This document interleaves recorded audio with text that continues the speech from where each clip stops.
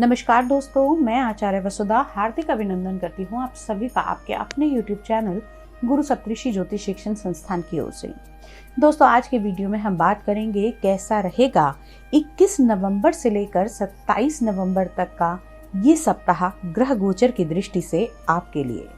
क्या क्या करने हैं परिवर्तन, कौन सा इस्तेमाल करें रंग, क्या रहेगा शुभ अंक और क्या क्या बरते सावधानियां, ये सभी कुछ आपको आज के इस वीडियो में मिलेगा। साथ ही साथ बताऊंगी विशेष व्रत, पर्व और त्योहार।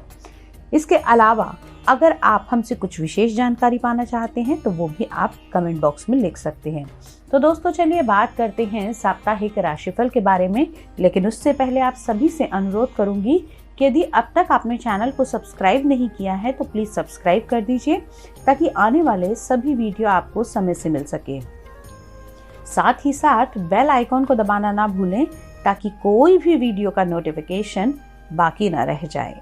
तो चलिए पढ़ते हैं विषय की ओर। बात करेंगे आज के साप्ताहिक राशिफल के बारे में।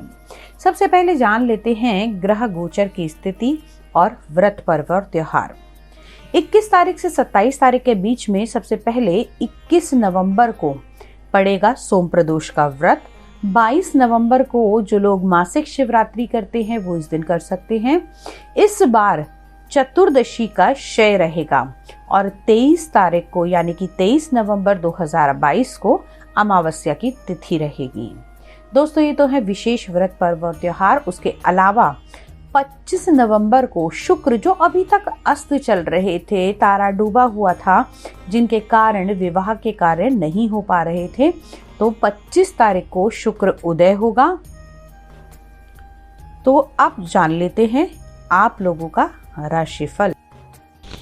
बात करते हैं कैसा रहेगा कुंभ लग्न वाले जातकों के लिए ये सप्ताह ग्रह गोचर की दृष्टि से। सर्वप्रथम जान लेते हैं कि क्या रहने वाली है आपकी कुंडली में ग्रहों की स्थिति। कुंभ लग्न की अगर मैं बात करूं तो दोस्तों, आपके लग्न के स्वामी अपने से द्वादश भाव के अंदर विराजमान है, यानी कि शनि का गोचर चल रहा है। कुंडली के 12वें भाव में देवगुरु बृहस्पति विराजमान है आपकी कुंडली के दूसरे भाव में। तीसरे घर के अंदर राहु का गोचर चल रहा है तथा चतुर्थ भाव में यानी कि 4th हाउस में चल रहे हैं मंगल अपनी वक्री अवस्था में। केतु चल रहे हैं आपकी कुंडली के 9वें भाव में। वही सूर्य, बुध और शुक्र तीन ग्रहों की युति है आपके कर्म भाव में, वृश्चिक राशि में। तो दोस्तों, ये तो है अन्य ग्रह, लेकिन इसके अलावा चंद्रमा जो निरंतर अपनी राशि परिवर्तन करते रहते हैं हर 2.25 दिन के बाद में, तो चंद्रमा का गोचर इस सप्ताह रहेगा आपकी कुंडली के 9वें भाव, 10वें भाव, 11वें भाव और 12वें भाव में। अब इन सब का आपकी कुंडली पर क्या प्रभाव पड़ने वाला है, आइए उसको जान लेते हैं। सबसे पहले बात करते हैं आपके लगन के स्वामी की। तो लगन के स्वामी अपने से 12वें भाव के अंदर, लेकिन अपनी ही राशि में विराजमान है, तो इतना अधिक आपको परेशानियां नहीं होंगी। खास तौर से जिन लोगों को जोड़ों के दर्द से अगर परेशानी चल रही है तो भाई थोड़ा सा अपना ध्यान रखिएगा। हालांकि ये अपनी ही राशि में है, लेकिन 12वें भाव में है, हॉस्पिटल के भाव में है, आपके एक्सपेंस के भाव में है। और शनि जो है, कहीं ना कहीं हम कहते हैं कि शनि दुख का कारण भी होते हैं, तो आपके लगन के स्वामी इसलिए बहुत ज्यादा परेशान नहीं करेंगे, लेकिन हेल्थ में उतार चढ़ाव तो आपको भुगतने ही पड़ेंगे।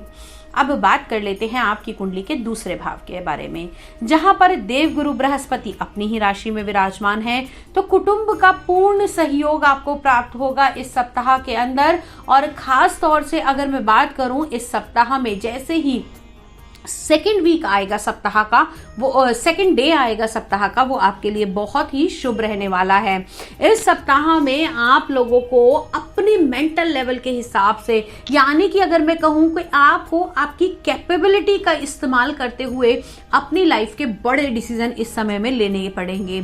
साथ ही साथ सप्ताह के अंदर आप लोगों को कहीं ना कहीं, अगर मैं कहूं कि आप लोग ऐसा सोचते हैं कि you are the best, but आप कुछ लर्निंग नहीं करना करना चाहते हैं तो ये आपकी सबसे बड़ी भूल है। अपनी ईगो को अगर आप छोड़कर कुछ नया सीखेंगे, कुछ नया देखेंगे, वो सीखने के लिए आपके जूनियर्स भी आपको सिखा सकते हैं।